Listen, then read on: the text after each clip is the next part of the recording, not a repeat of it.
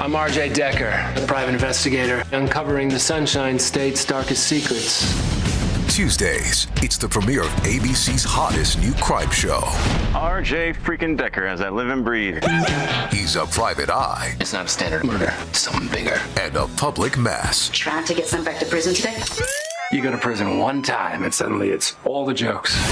RJ Decker, series premiere, Tuesdays on ABC and stream on Hulu.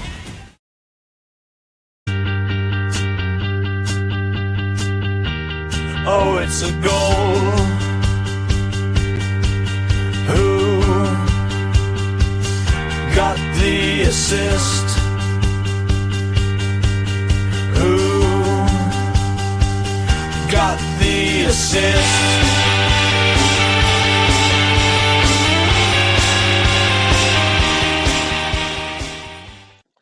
Greetings, and sisters. I'm Tom. On what felt like yet another weekend of swinging fortunes, despite an incredibly miserly number of goals scored. I think Brentford and Wolves last night stopped at being a record low score, I understand.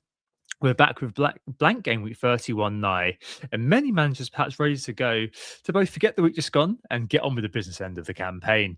One of those managers is Sam, who joins me today, although we've got this final gateway to go, haven't we, mate, in this blank? You all right? Yeah, I mean, I am definitely one of those managers who wants to forget game week 30, but I've been feeling that with a lot of game weeks this season. So nothing new here. But yeah, all is well. Southampton playing well. So yeah, other than maybe the Premier League ramping up a little bit and being a little bit more entertaining to watch on a weekend where I had nothing better to do, that would have been nice. But nevertheless, we're back and I'm sure we'll find something to talk about tonight. Although some people are already joking in the chat there'll be a 15-minute show with very little to talk about. I assure you that won't be the case. As always, we are Who Got the Assist. On today's agenda, and yes, there is an agenda, Game Week 30 will be running through how we both got on, insert relevant emotion here. We'll leave that for a minute. A bit of a word of warning about the upcoming calendar, because I think a lot of us will want to be proactive in the next week or two, but I think it's worth noting why a little bit of patience might be on the menu. Of course, we'll be assessing blank game week 31 and a small wrinkle in the calendar, which means you should probably want to hold on to those free transfers until Friday this week as well, ahead of game week 31. And of course, if wildcarding, when to wildcard, not when the game reopens on Saturday, please, I would probably say, unless you want to just get on with it and you've got better things to be doing with the international break, fair enough. But we're here to warn you. And of course, we'll be running through all of the standard stuff, such as 1 week punts, inform versus fixture, captaincy as well. Will be making a return. Can the likes of Wilson perhaps challenge Bruno? And of course, our teams as we roll into the blank. It's Tuesday, the 17th of March. Lots of action going on in the background in Europe and, of course, across the week as well.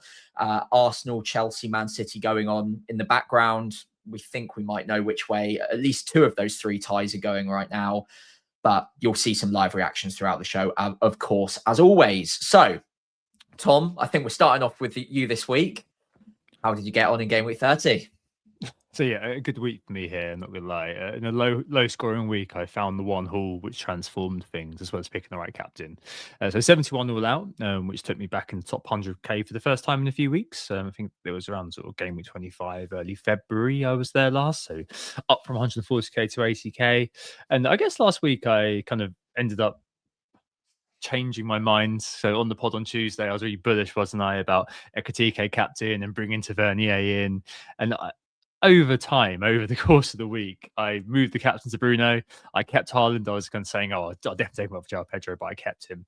And I bought Szoboszlai ahead of Tavernier. And I suppose, the reasons for that, if anyone does care, was that with Ekatike, I just got a bit worried. It does sound hindsighty, but obviously I did follow this through with the captaincy move. I did get a little bit worried about kind of the X-mins of all of these players, and whereas I thought Bruno, no minutes problems, and he kind of, was it 5 double-digit hauls in a row now? It was 4 at the time, and he's taken the mantle, as I wrote on Blue Sky the other day, from Bruno Guimaraes as being kind of the points defecator at home. There's one Bruno who does it at any given time. That's the rule by the sounds of it. And yeah, XTK was benched, for which I'm sorry, Sam, as we'll find out in a minute. I wasn't sure enough about Haaland and Pedro, like who was going to start and all that sort of thing. So I thought I'd just leave it and wait for the next week. And finally, limited money available for the Rodgers replacement, who was always going to go 2 Morgan. But I don't know. I think because of the news that I think it was Romero and Paulinho with the 2 concussions, weren't they? And Van de Ven was out anyway. I was like, well, I've got to get another Liverpool in here, and I can only afford Spotlight because I couldn't afford Verts or Salah in one move. So yeah, got very lucky with that. Thank you to the biscuit wrists of Vicario. Usual wallpaper guys: Gabriel 9, Thiago's goal for 6, but supplemented by the Hill Cleany and Defcon and a Raya clean sheet, which is obviously very well received because again, sorry Sam, Timber owners unfortunately saw their player sobbed up and crocked. So yet again, Ryan managed to beat an attacking fullback who's got really good data. Yet again, it's absolutely scammed. I've scammed a good green arrow here. But yeah, up to 82k, I think it is overall. So yeah, a pleasing week for me, which I feel quite bashful about talking about, and I wish I hadn't spoken about it at length. But anyway, I will cede the floor to you. How was your week? So he runs away. First of all, like you absolutely should be talking about such a good week. I think you were one of the top content creators this week for points, and just because I'm having a horrific time of it doesn't mean you can't be having a good one. So yeah, massive congratulations to you, and just with a 5% bitterness in there as well. But yeah, very, very well done. It's great to see at least one of us smashing it. And yeah, the decisions you made really, really paid off this week. So I'm glad those calls went your way. Moving on to my team, much less positive, unfortunately. So yeah, it's just getting worse and worse. So 49 points from me, down to just inside the top 400k now. I think I was ranked 200k in game week 12 or something. So it's just been slowly going backwards ever since. We're all 30 game weeks into the season. I still haven't achieved a single game week rank in the top million. How is that even possible? It's really quite embarrassing. I'm losing all credibility. But walking through my team in particular, Kelleher in my starting 11 lost out by 5 points to Dubravka on my bench, despite Dubravka conceding something like 2.6 xg. So that was great. In my defense, I had Gabriel alongside Timber, as you referenced. Timber goes off early. I backed him to start, and he did. And he got injured and came off. So great. Gabriel was one of 3 players I owned this week who got any kind of return. And he's like 90-something% owned at my rank. So not very good.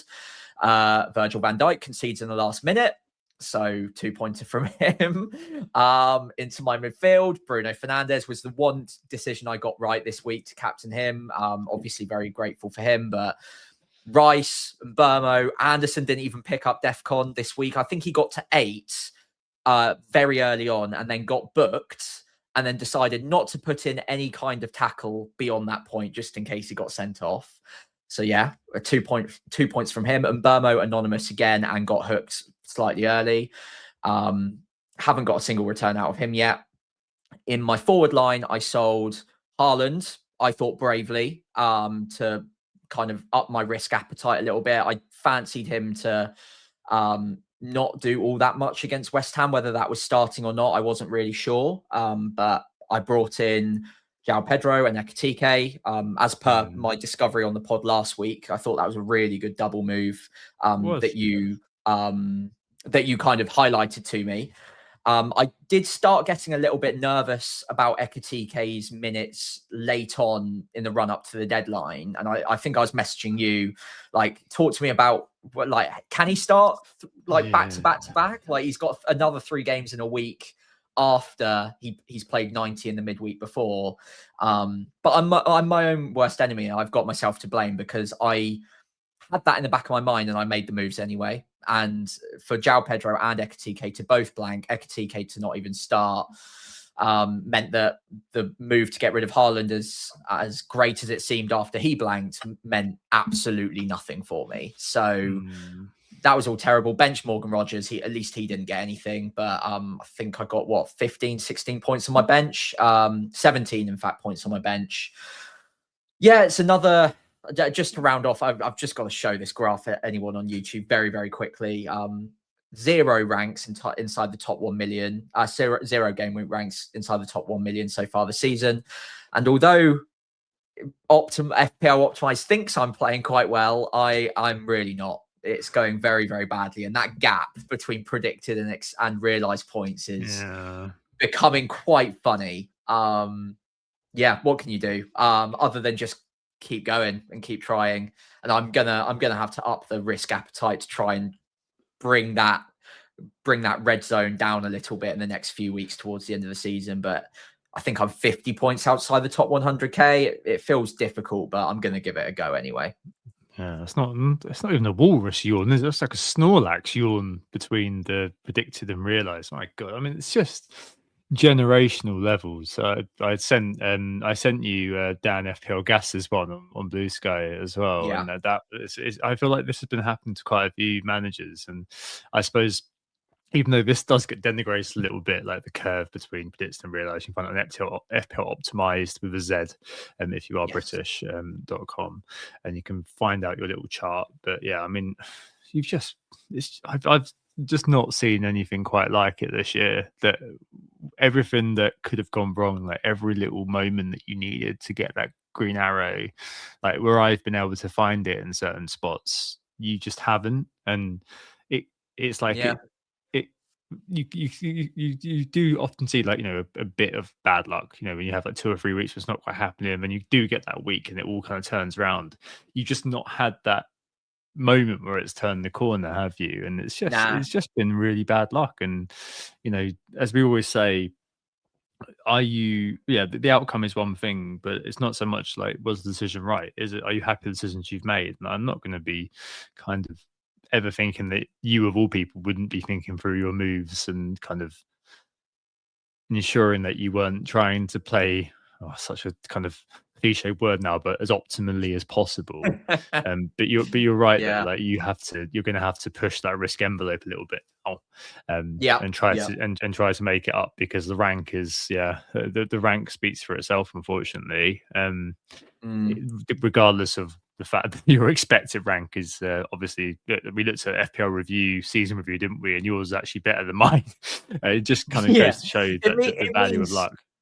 It means absolutely nothing. It's just something for me to like hang my hat on, and like at least my decision making has been relatively sound. But everyone will forget this instantly, and probably don't even care about this to begin with either. It's just quite nice to have a look at, if you're having a bad season, to see, like, was it I've made really bad calls throughout, or have I been, arguably in inverted commas, a little bit unlucky? Again, I'll stress, it doesn't matter, because the rank is the rank, and I'm not trying to say I should be here. But yeah, seeing the predicted line north of the Bullet Wisdom median or average by 30 points, and being 20 points below the average, is quite stunning. So yeah, we'll see. Whatever happens at the end of the season, but I just wanted to highlight it in case other people were feeling similar to me. And also, get the world's tiniest violin out for a minute for me as well, and we can move on. Oh, good Lord. Yeah. Well, let's see. We'll do like a proper like stock check of the season next week with a special guest, Tom Campbell, actually. Yes. So that'll be really good fun. Right. Okay. On to matters more pressing then than your bad season. Sorry. Let's look at blank game week 31 and just generally. So game week 31, Wolves and Arsenal. Definitely blanking, because that game has already been played.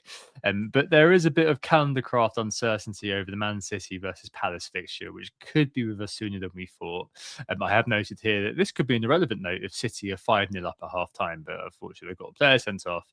They have scored, but they're still going to make a 3-goal deficit, isn't it? They've got to score 4 goals with 10 men, hoping Madrid doesn't score again.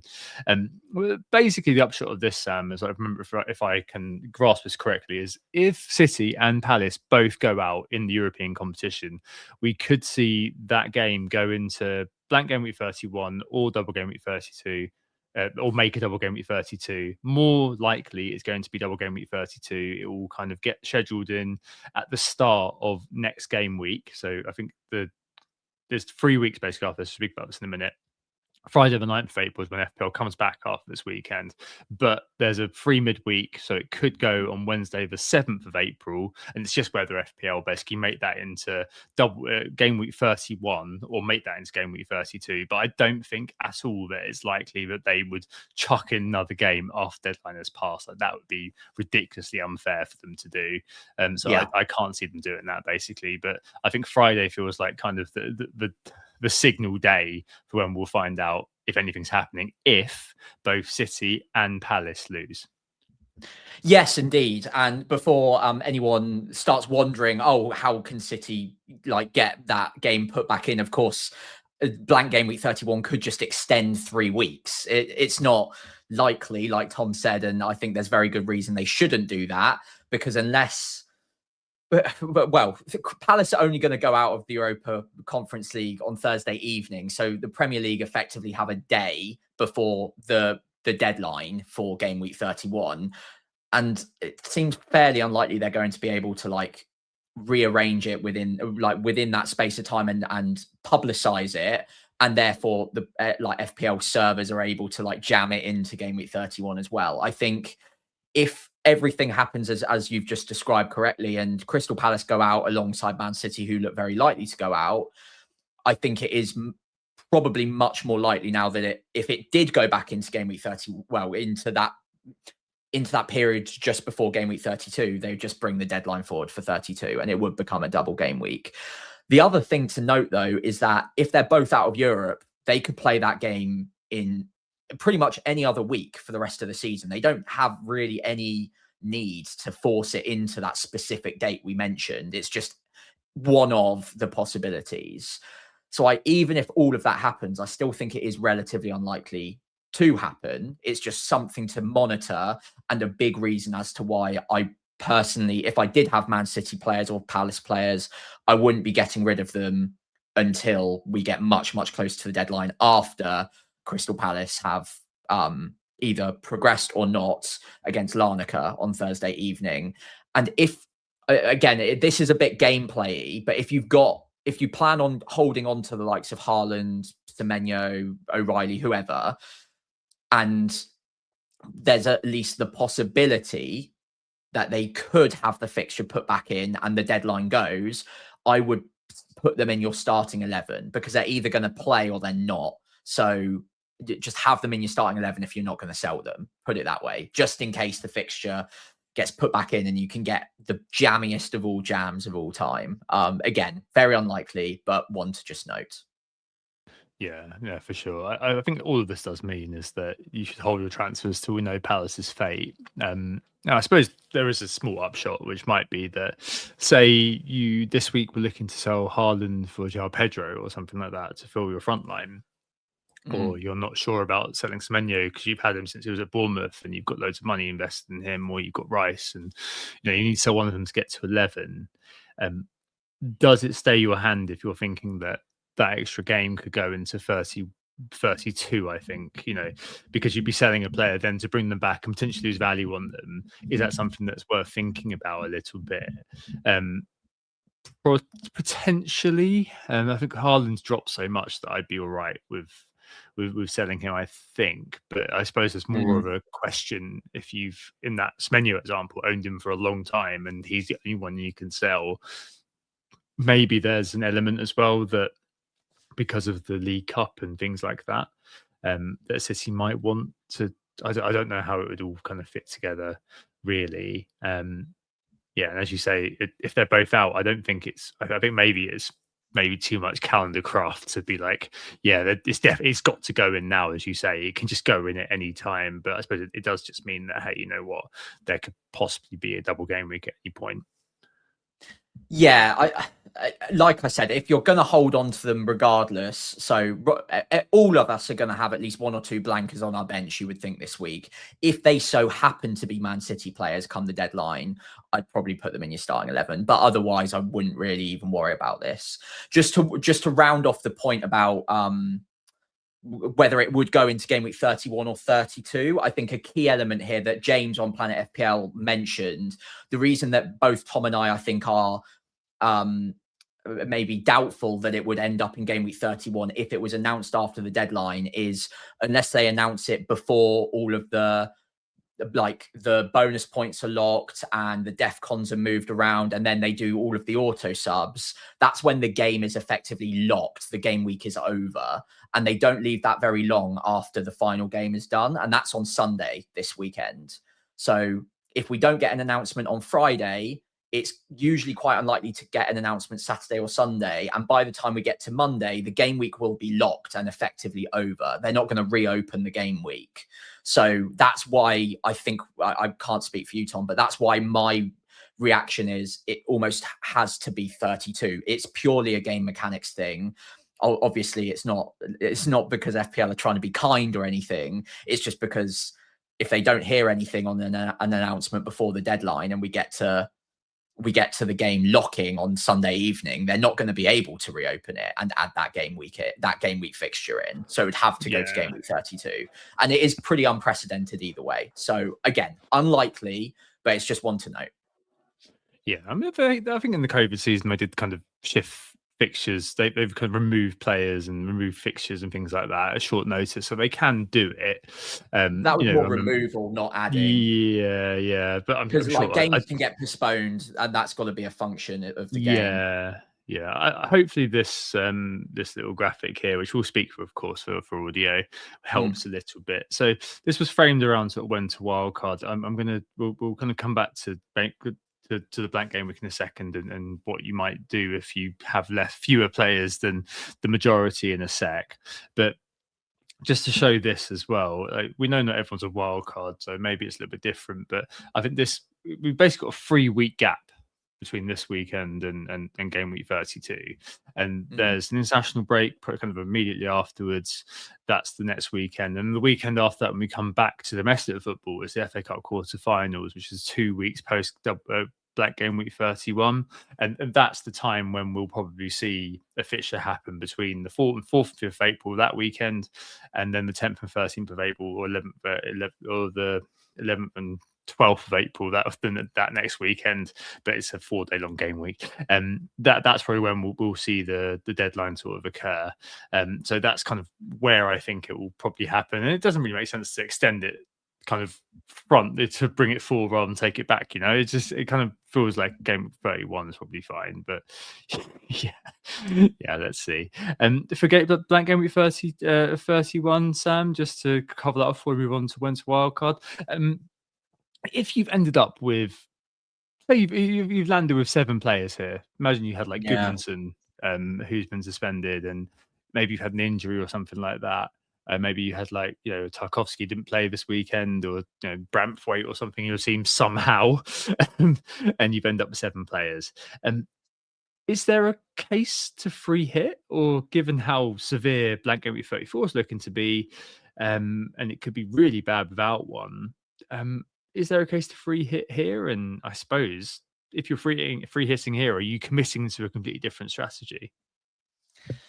Well, yeah, you're definitely committing to a different strategy if you are free hitting here. I wouldn't completely rule it out because everyone's situation is different, and if you've got 6 or 7 playing players, then there is upside to doing it. Absolutely. What I would say is if you've already used your wild card, I wouldn't be free hitting here. I would take hits to make sure that I've got a playing 11, or at least the most important players to own this week before free hitting, if I've used my wild card already, because navigating 33 through to 34 without either a free hit or a wild card is going to be extremely difficult, and probably will cause even more hits than you would have to take this week. So I would at least consider that. If you've got your wild card left, you could look at free hitting this week if you're really in a spot of bother.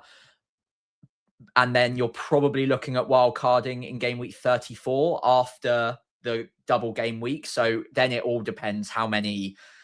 I guess the logic is if you're free hitting in game week 31, it's because you've got probably 3 Arsenal, 3 Man City at least. And those are 2 teams that are very likely to double in game week 33. So you've got at least 6 doublers in the double game week.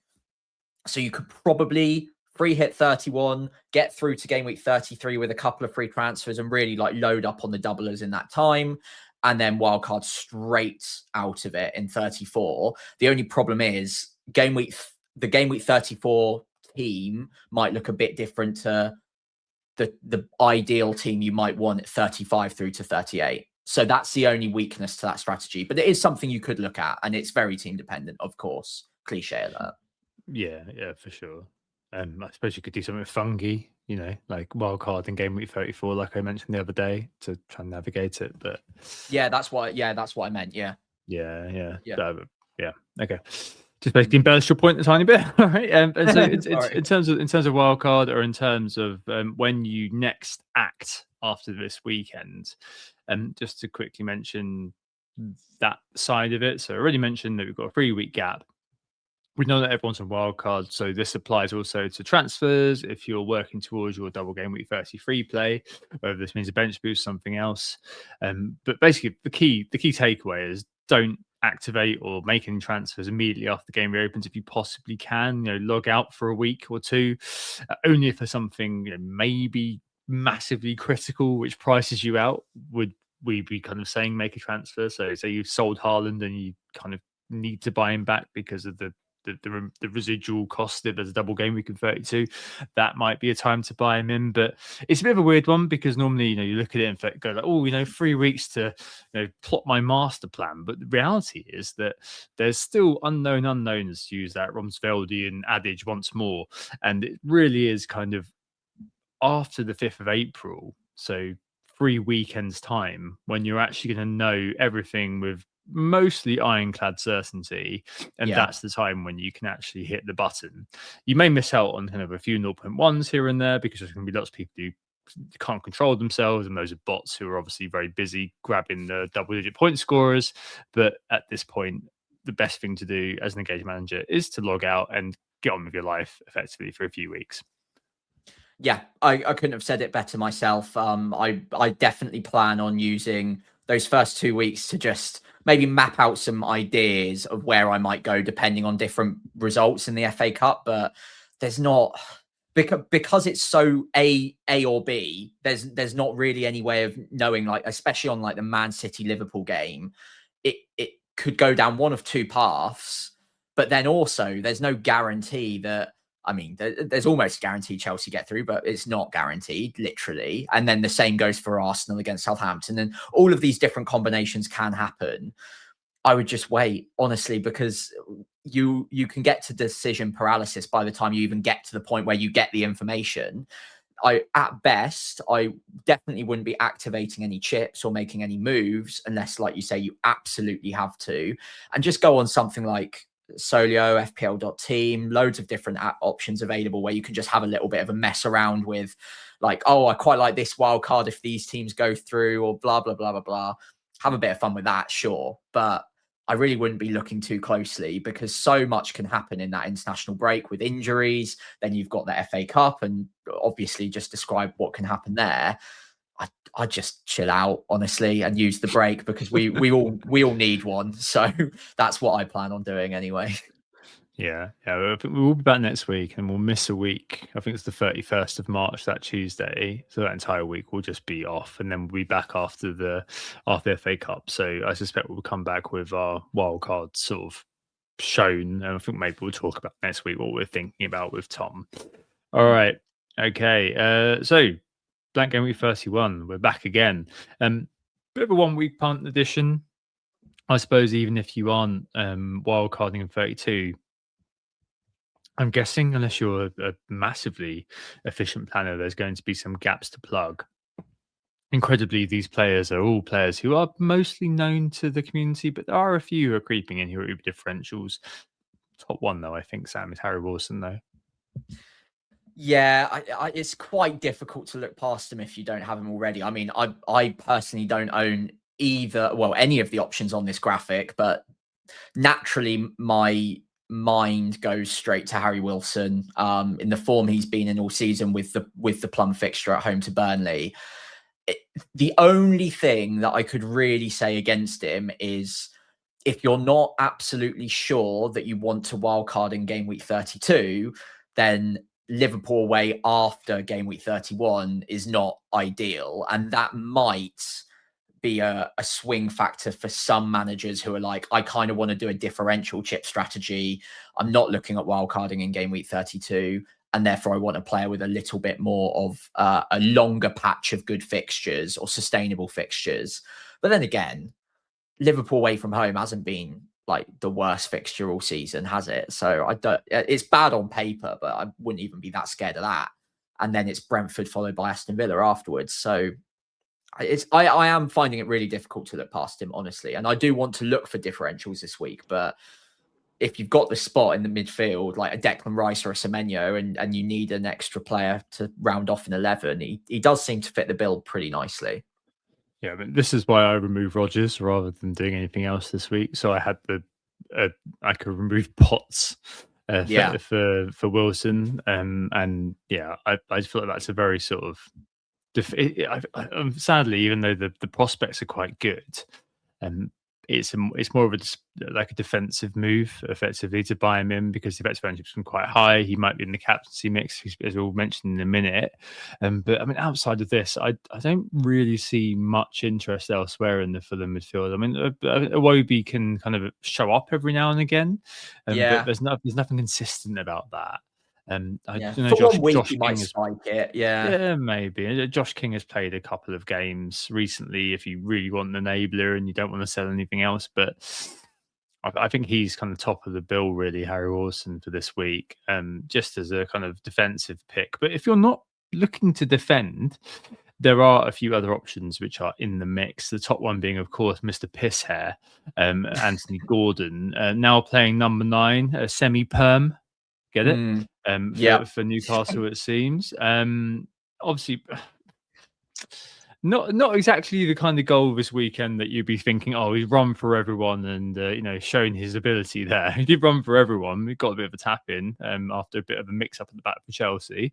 But Sunderland, looking like their impregnability defensively has sort of disintegrated. And if you are not on wild cards, Sunderland at home, Palace away, who are obviously got their own issues, and then Bournemouth at home in 33, who've got the second worst defence away. Those next 3 look pretty good for an out of position kind of 7.3 million player, don't they?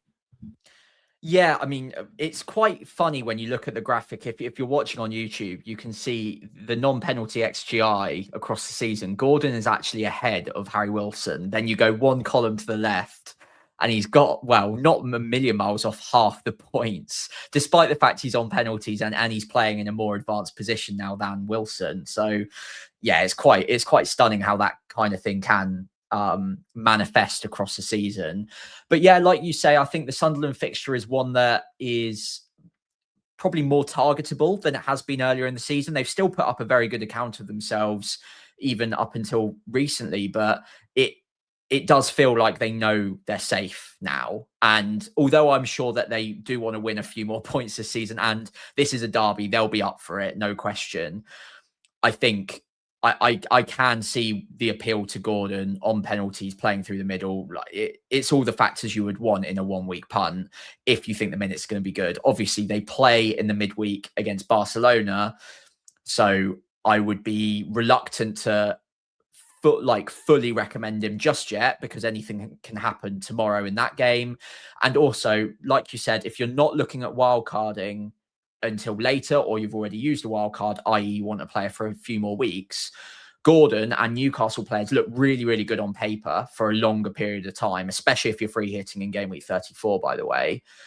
The only negative is if they do beat Barcelona, which isn't impossible by any means tomorrow, then you can see a lot more rotation and risk to minutes coming in for someone like Gordon, especially when you've got Voltemada, Visser, then you've got like Murphy, Barnes, like you've got all of the extra players that play in that forward 3, and he has been known to get quite a few early subs. So I would be reluctant to recommend him fully until I see what happens in that Barcelona game. Yeah. Okay. I've just had my own issues with Ryan. Sorry, with Anthony Gordon. Sorry, I don't know why I was thinking of Ryan. Anthony Gordon over the last season.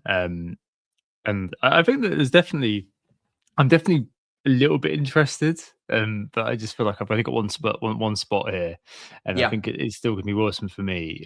But I mean, I think I've got to talk from a more kind of objective point of view, just because there's lots of other people who are going to be looking at different options. And if you're not looking at Anthony Gordon for different reasons, you don't like him particularly, from an ethical perspective, I'm sure he's a very nice human being.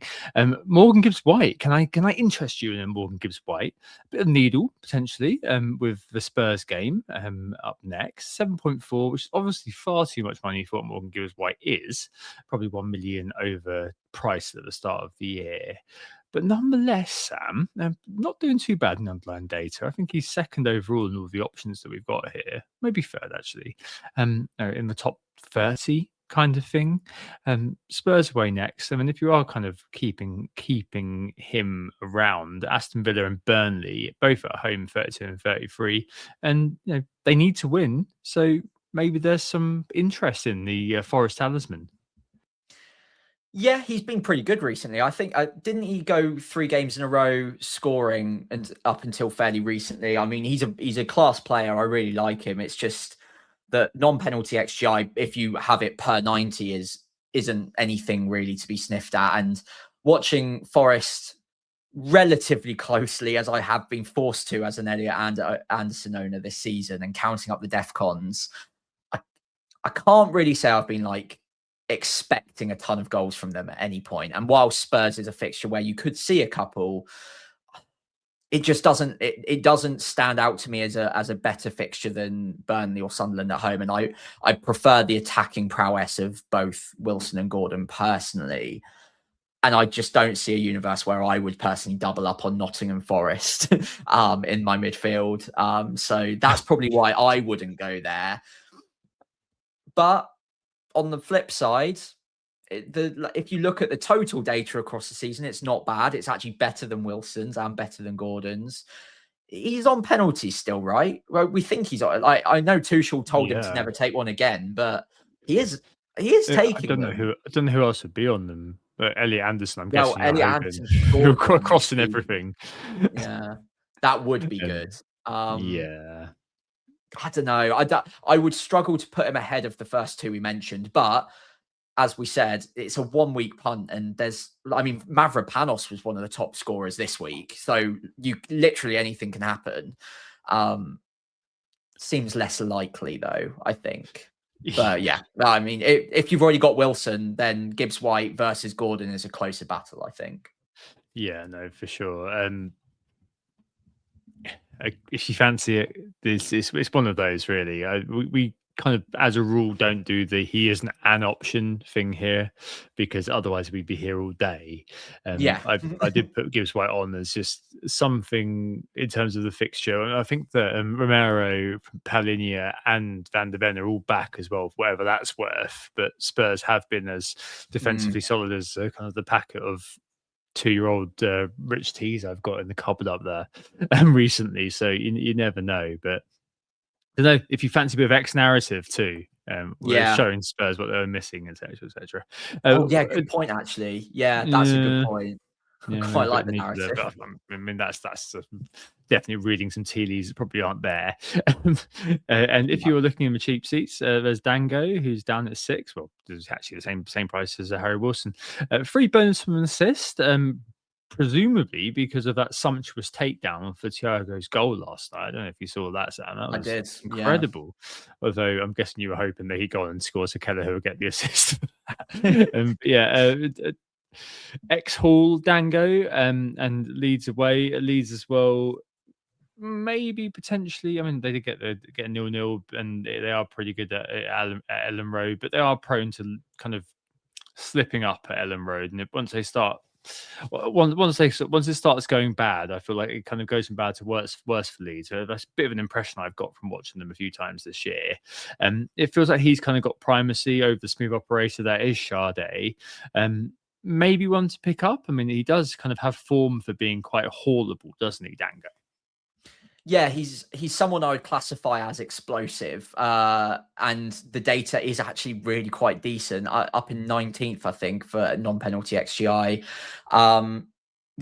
We're comfortably ahead of Sharda, and like you said, 3 bonus from an assist. That does bode well for the Hall potential, because he doesn't really need to do a lot to run away with something approaching a double-digit Hall. So yeah, don't mind it. I don't think Leeds is the best fixture. Probably actually a more difficult fixture maybe than Spurs, Sunderland, or Burnley for the first 3 players we've talked about.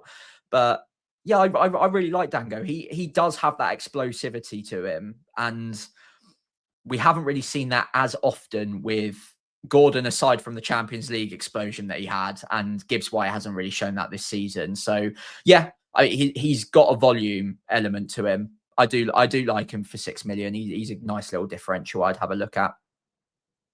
Elsewhere, Sobotslow, maybe. If you're looking for someone very cheap, Anton Stack, kind of both fit a similar parameter of being a set piece merchant, with if Sobotlow's right back and Stack generally on DEFCON. It kind of feels like a lot of the transfer activity surely has to be focused around the midfield and attack, right? I mean, maybe it's just me not pissing around with the defensive unit too much, but that kind of feels the way. Up front, to move it there, I'm not mentioning João Pedro here, but we'll talk about him later on in the team. I don't know, like, I feel like he's kind of just a bit of an auto pick for me from a defensive point of view.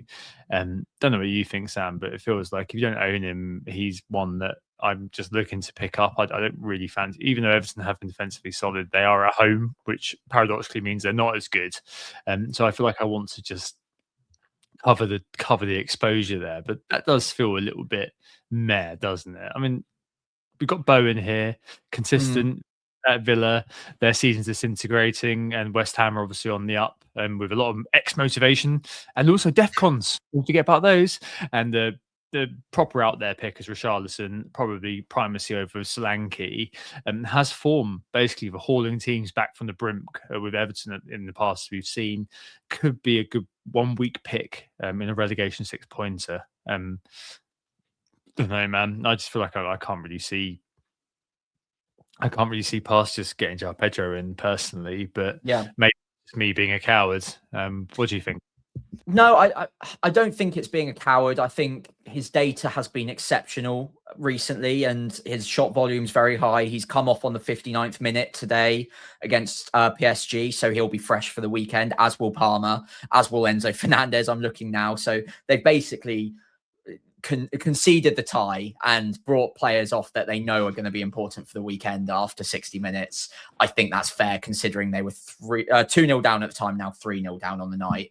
So yeah, I think he's good for the weekend. It is defensive, I suppose, as a move, but you pick the players who are likely to score the most points, and he does feel like that at the moment.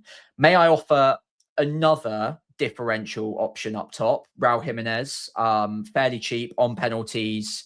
Minutes are meh, but it is Burnley at home, so you might spike something. I would actually probably go for him ahead of Richarlison, honestly. Oh, I don't know. So he lost his dad last week. He played afterwards. Yeah, I just wonder whether there might be some. I don't know. I've just got it's so. The thing is with him is that you can, with João Pedro, with Bowen, with Richarlison, it's good, cool, but I with Jimenez, I can't guarantee that he would start over Muniz at the moment. Whereas I think with those three that you're going to get at the start, that's the thing that would kind of slightly put me off there. And also Wilson then be on penalties, you'd imagine, if Jimenez doesn't play. You know, it's a wrinkle. It's a good call. It's just one of those that I just look at and just think, oh, I don't know. There's a bit of a but about him. But yeah, you're right that he didn't play despite that news. I wasn't, maybe I'm overlooking it a bit, because I haven't seen anyone talking about Raul Jimenez this week, and I've been a little bit surprised to that, especially because he did play in game week 30. So I kind of put that one down as like he'll just play again. But yeah, I mean, obviously anything can happen. You're right. So yeah, maybe a risky one. I don't know about Richarlison being guaranteed to play. Obviously, he did really well, and when he's on the pitch, he's fantastic in terms of the data. But there's a reason he's not always on the pitch. He can't stay fit, and they do play him midweek as well. So let's see what happens there. I would be fairly nervous on that one. Bowen, I mean, at 7.5, you can't really go wrong. He's just so consistent. But I think you're bang on with your first assumption. If you've not got João Pedro yet, he's probably the first one I'd be moving towards, honestly. I suppose the only yes and has been mentioned by might not be in the chat is that João Pedro hasn't been great against opposition, which is towards the upper end of the table. Like a lot of the recent data has been engendered by them playing teams that you'd expect Chelsea to beat, and they've got City and United in the next three. So if you're not wildcarding in 32, you're looking to move out Haaland. There's a few considerations. We mentioned the calendar. We mentioned that you might want to be planning for your 33 play. Is there a bit of a yeah but there with regards to buying João Pedro this week? And could maybe someone like a Bowen, if you're not sure about Richarlison, you're not sure about Jimenez for reasons that you and I have both mentioned for each player respectively, would you maybe then kind of be saying either you leave Haaland and look for a move elsewhere to get your 11, or maybe you kind of default to Bowen as a player who's going to be returning against the players and teams in the top 5, top 6, and given Villa's situation too?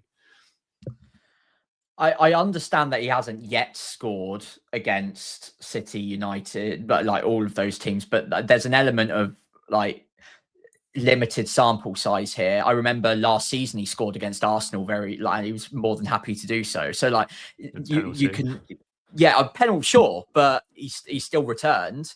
So I think it's a little bit of a false signal to suggest that he's a flat track bully. Personally, he actually also on that note, he didn't come off the bench and bag a brace against Man City last season as well. So yeah, there you go. So I'm not buying it.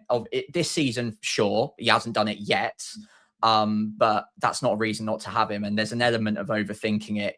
If he's got a double game week coming, I wouldn't want to just bet against it on the chance that he hasn't yet scored against one of the big dogs this year, so he's not going to. It's the same way that like Haaland or Salah might have a bad record against one specific team, and it's like, oh, I won't captain him because he never scores against them, and then bam, hat trick, because it doesn't actually make a difference. So I would not overthink that one. If you're looking at not wildcarding for the next few weeks, Bowen absolutely should be in your thinking as well, because he's got really nice fixtures too. But the double game week will matter, and Chelsea look very, very likely to have one. So for me, it would still be João Pedro. Not to say he will return in all of these games, but he looks more likely than Bowen, considering he'll probably have another game in game week 33. And to Nobby in the chat, yes, we can only use the data that's in front of us, but how limited a sample of data do you want to pick from? Because we can also look at last season and the season before and the season before. So that, yes, we can only work off the data we've got, but you also have to be careful with how you use that data, because if a player hasn't scored earlier on in the season against a specific opponent, then you could say, well, he's not going to score against them in the reverse fixture. That's data, but it's very limited data. Yes, indeed. Defenders, I didn't have them on here, but I've just seen that Chalib has been stretchered off. So that was one of my players for this week. If I'm going to keep my no hits, I'm down to 10. I mean, I've already owned Anderson, but I think he's probably the standout. If you're looking for a defensive pick this week, I feel like it has to be just Anderson, right? I don't really think. I mean, I'm sure there's a world where you could end up with, maybe if you own Gay here, you got double Arsenal defense, and I don't know who else you'd have, to be honest. Like Richards, O'Reilly, maybe you need to do you need to do something else. But Lacroix, like you could easily have a Palace defender. A few people still have Munoz. There are worlds where I'd look at a defensive transfer might work. Anderson would be top of my bill if you didn't have him, but then you could also double up on the Fulham defense if you're feeling brave, or you could also look at Chiao or Hall. I would probably go Chiao personally. His XGI is unbelievably good for a centre back. 0.18 XGI per 90, and 0.15 of that is goal share or goal threat. So I own him as yeah. well, Sam. What do I do? Yeah, I know. This is why I wanted to just mention it, because like if I owned a player, I would probably not bring it up, because I probably wouldn't have brought up Anderson, because I have him, so he's not on my mind. But if you needed a defender this week, I would actually probably have Chiao right up there next to Anderson. I think either of those, and Chiao with the extra goal threat as well, might be really interesting. So yeah, I'd have a look at him as well. Yeah. Okay.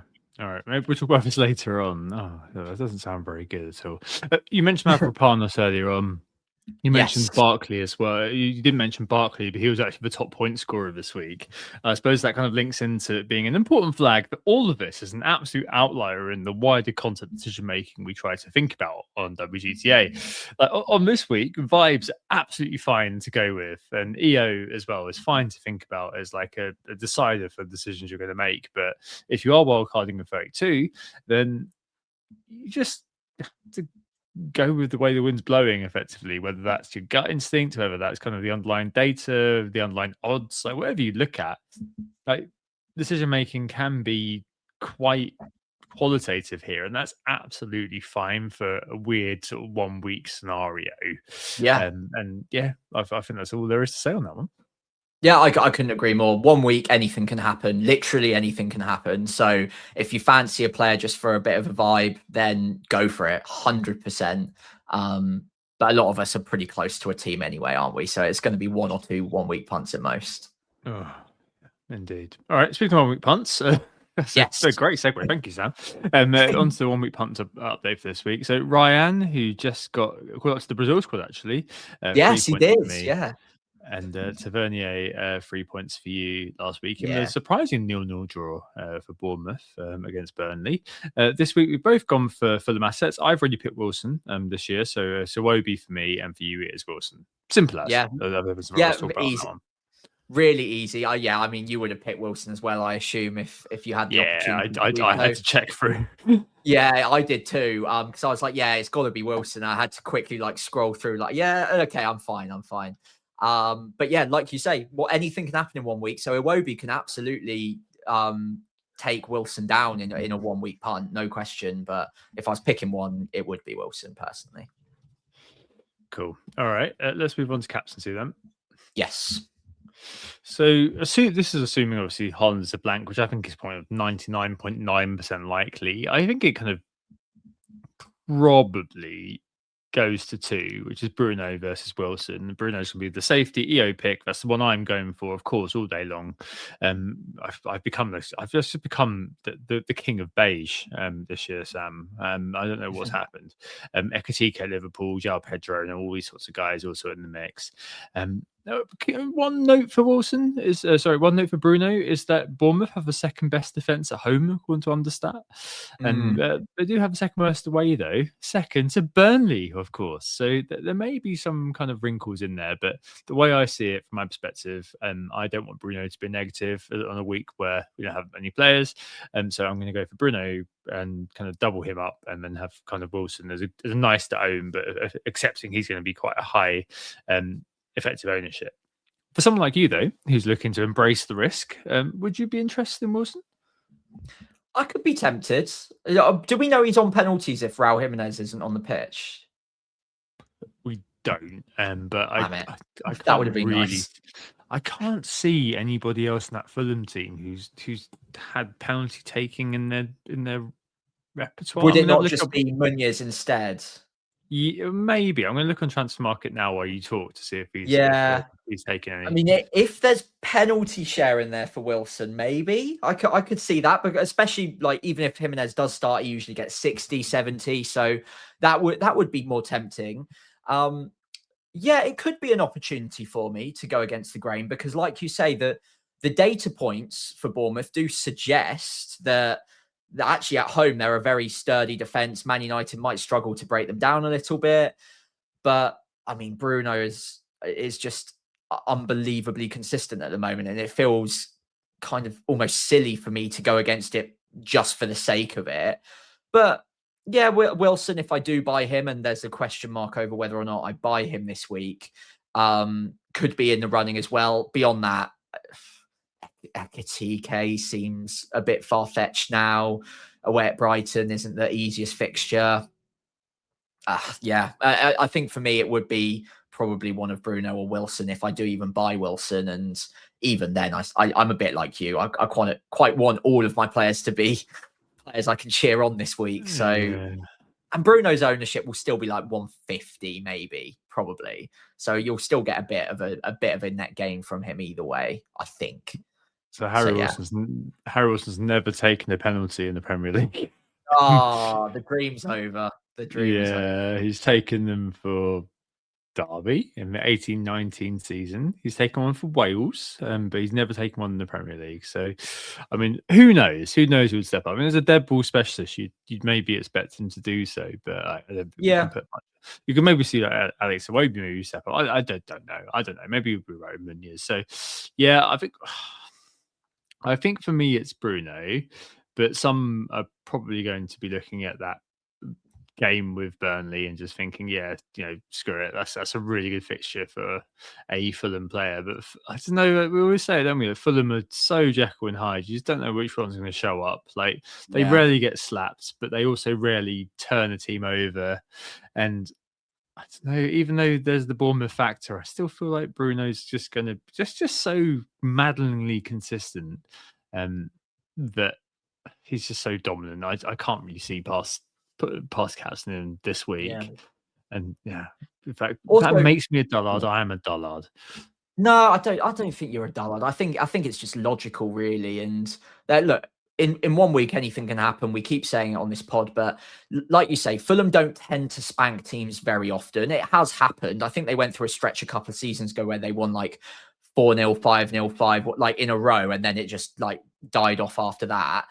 But again, Burnley don't get spanked that often either. Like they have actually been fairly competitive in the majority of games this season. They haven't won many of those games, but they've been in the fight in a lot of them. So, I mean, look, it could be 2-1 and Wilson could get both of them and then you're laughing, but I still think Bruno's ahead. Nobby in the chat as well. I do agree. Thiago should be in the running, arguably even ahead of Ekitike for the guarantee of minutes and starts and penalties. So yeah, Thiago is a differential. Don't dislike that one at all.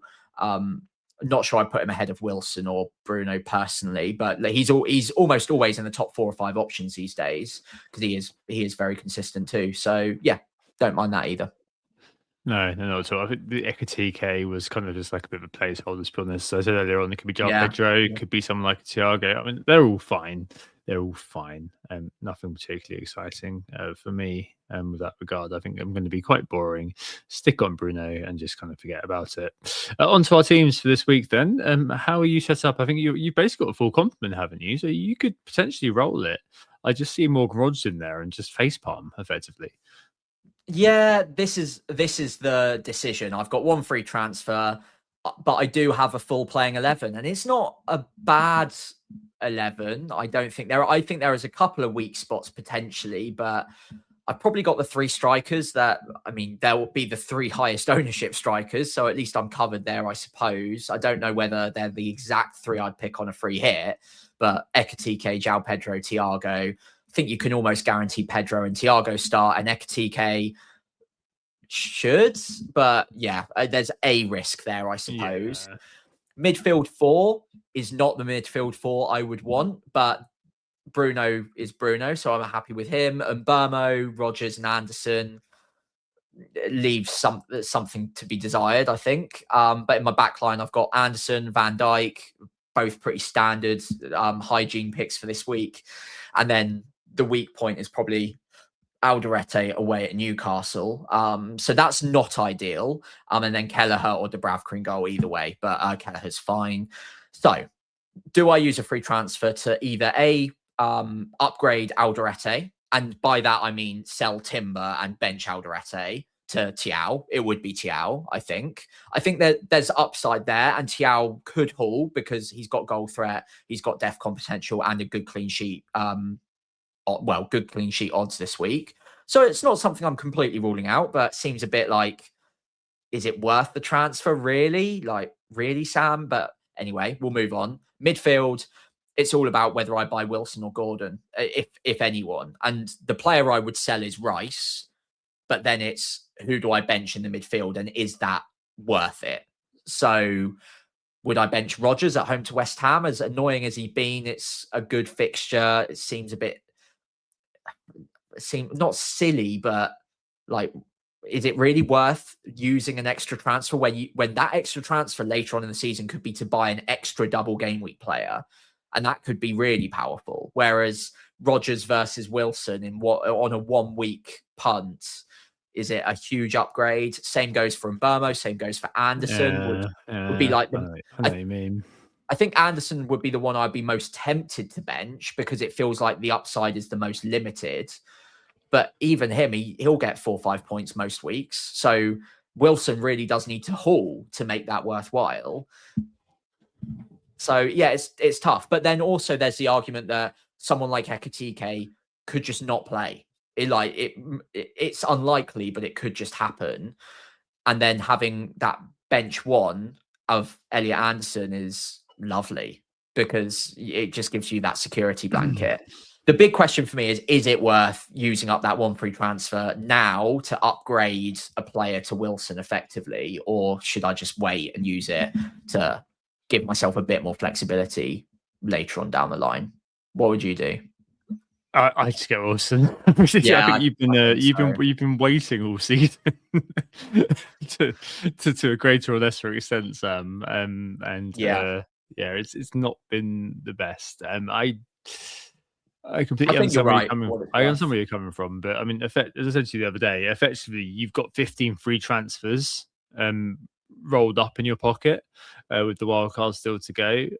So I would be very tempted just to do that. I mean, Alderete versus Newcastle, DEFCON, it's fine, 1-1, maybe, worst case 2-1, so you get 3 points. I mean, I can't really see there being any upside to make a defensive transfer this week. It's got to be an defensive one. And yeah, as you said, benching Anderson, giving you a luck this year. This is the week that Anderson scores again, isn't it? Or gets an assist from a corner straight onto Murillo's head. And assist, free bonus, DEFCON, off he goes. But yeah, I think you got to go with the probabilities there and just get Wilson in for, as you said, Rice and bench Anderson for you. But yeah, it's a strong team for this week. No lying. I can't really fault anything about it because you've got a decent 11. Simple as that. Yeah, and on to you, where I think your decisions are a little bit easier, really, because you've left yourself room for manoeuvre this week, right? Oh, not anymore, because I've got. I'm a player down. Like there's tweets like, I wishing Chalobah all the best. So, okay, yeah, hope he's all right. But I don't think he'll be all right for this game week regardless. So I think I'm looking down. I'm probably staring down the barrel of my first hit of the season. Unfortunately, I don't think I can avoid it. So at the back, I've got Dubravka in goal, Dubravka in goal. I don't know why I'm not saying that properly. Anyway, Hill, Anderson. I did have Chalobah, but I don't think he's going to play anymore. Chow, midfield, Szoboszlai, Bruno, and then up front, Thiago and Ekatike. I do have Potts, but obviously he's got to go. Lots of money hanging around. So I think it'll be Haaland, João Pedro, and then Potts to Wilson feels academic to bring me up to 10, assuming Chalobah's out. Yeah. I think probably looking at either moving one of Rice or Semenyo on. Do I want to go back to Anthony Gordon, Sam? I hate the man. I hate everything he is, everything he stands for. He's just going to disappoint me again. He feels like the best option. For a hit, right? Yeah, it would be for a hit. It would be -2 is how I'd think about it. Yeah. Or I don't do it. Or I just don't do it. And I hope that, because I've got to remove Potts for Wilson, and there's no other way. So I would be playing with 10 players. Yeah. Well, the question 10, is, to take a hit for a midfielder. Basically. It's can Gordon get more than 4 points, basically? And yeah. I don't know. The vibes just feel off somehow. They do. I think it's because it's you buying Gordon. That's like like to me, it's just like it's not going to work because it's Tom that's buying him, and it just doesn't work when Tom buys him. Logically, 4 points seems manageable for Gordon, but he's playing in the midweek. Let's see how he gets on there. It might give you an excuse not to buy him because he might it might be a wash, or he might get injured. Who knows what happens? It feels risky a bit because his minutes aren't always that comfortable, and they do have options through the middle. Oh, God. I don't know. For a hit, I don't think I would. I know. You're looking at players like Morgan Gibbs White. You're looking at players like basically I could buy anyone. This is the thing. I'm not going to buy Salah because I own Szoboszlai. And I'm not buying Salah just generally because I think he's washed. So I'm at a loss. I've got absolutely no idea. I think that I'd probably end up kind of zeroing in on somebody like Dango, or maybe taking a punt on Gibbs White. But I mean, none of them. Yeah, I just don't know. Like, how important to me is it that I keep this no hits thing going on? But I won't have anybody on Sunday afternoon. That's a thing. That's a thing for me. I don't know. Maybe I would take a punt. Who knows? It's let's see. 4 points. Who's gonna get who could you take to the bank getting 4 or more points this week? Nobody. But crucially, more than 4 points this week. It's not that many. I would naturally be inclined to go after a penalty taker, but there's not tons of those. It's Morgan Gibbs White, isn't it? That's the penalty taker. Could you afford Palmer? Yes, because I'd be selling Haaland, wouldn't I? I'd do Palmer. Oh, I don't know, man. 59-minute sub today. They need to win in the league. Garner's not a bad shout as well on the other end of the spectrum. Good on DEFCON, bit of attacking threat. Chelsea played midweek, and yeah, maybe Garner. Don't mind that. But I think Palmer, with the penalties and the fact that he's been hooked early today, I think I'd go Palmer. I'd bank it on Palmer. There's a reason I'm 300k behind you, Tom. So, I don't know why I'm not feeling it, Sam. So Morgan Gibbs White took the penalty, the sole penalty that Forest have had this year, and he took the one in the Europa League as well. I just googled it. When did Anderson take his penalty? Anderson took a penalty in the league, wasn't it? I thought it was in the league. Do some interference here, Sam.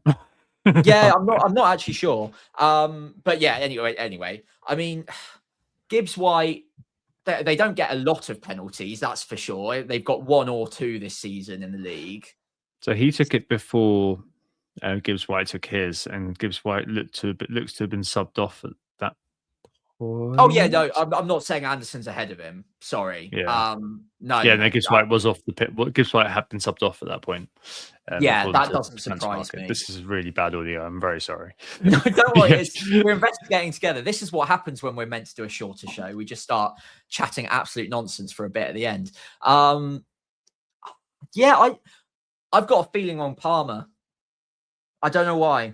I would probably go what you want is the player that has the biggest potential for the highest amount of upside if it's for a hit. For 1 week, you want a player who's got the most explosive potential. Gordon is a player like that. Gibbs White, because he's got penalties, he's got the chance of bagging a couple of returns, but the odds feel low. Palmer, for me, is a player that I would take a hit for on occasion, knowing that he's got the potential to go big. And if the minutes are secure, I would be more tempted. And he's come off early tonight on the Tuesday. I think Palmer. That's where I would go. Fair enough. My spider sense are tingling around Gibbs White actually, but fair enough. It's one. As I said earlier on, it's a 1 week vibe. It's a vibe. I'm going to confirm that right. I've confirmed it. It's too late now. I'm kidding. But yeah, no, it's it's a shame not to have spent the whole season without a hit. But I mean, just one is okay in this particular situation. It's -2 anyway, isn't it? I'd Unless sell they get Rice booked or probably, red 'cause he's carded or 0.4. Yeah. Well, we'll see. We'll see. A bit of X narrative. I never wrong, but let's see what happens on Friday. Maybe I'll have. Maybe by then, Semenyo and Haaland are in, and I don't need to do anything. yeah, quite That'd be possibly. all right. Yeah, it's worth waiting for that reason. Oh. Mentioned in the chat as well, Tav might be a decent option on penalties. Unbelievably unlucky to not get a haul in the last couple. So yeah, he could be an option. I just want another one. I just want like another one in a fixture I don't have anything in, if that makes sense at this point. I don't want anything in the Villa in the Villa game, that's for sure. Yeah. So I kind of just, I don't know. I think it'd be so vibey. That's the thing. It would just be absolute like vibes bar none. Yeah. If Somerville was around, I'd be really interested in bringing him in, Yeah, for like that. example. But I can't. Yeah, even if they say he's fit, I'm not going to be touching that. And as much as the Southampton legend Matheus Fernandes is a great individual footballer, unfortunately those points don't win prizes on FPL. So yeah, we shall see. We shall see. Yeah, Right, but yeah, to confirm, you're definitely, or almost definitely bringing in João Pedro and Wilson regardless, right? Yeah, but those two, the defensive transfers, are going to be made regardless. It's just the one on top, which I think is probably almost definitely going to happen to get me to 11. Casemiro, says Dan. Casemiro's got, I think he's got like the most headed goals or something in the league this year. I think that's absolutely fine as well. It's just I'm not a huge fan of that right now. Yeah, we'll see. Yeah, fair enough. Anyway, well, let's see where you end up. Fingers crossed for Chalobah. Hope he's all good. But yeah, it sounds like a bad one from what we can tell on the pod. Yeah, anyway, hopefully you guys have all enjoyed a slightly shorter show today.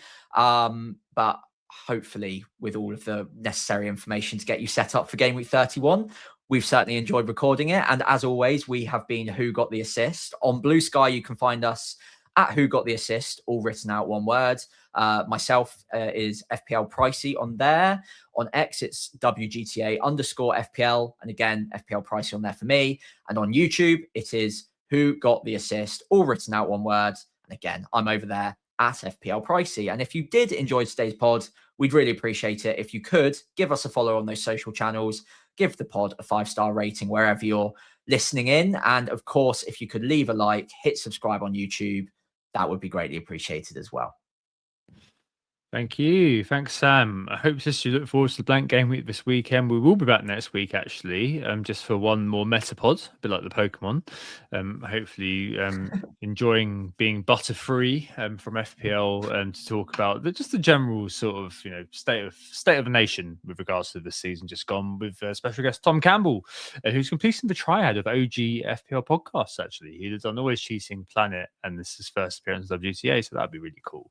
And then we'll be off on the 31st during the 3-week break, so we're returning on Tuesday the 7th of April after that. We'll be back next week and we'll see you next Tuesday. Oh, it's a goal. Who got the assist? Who got the assist?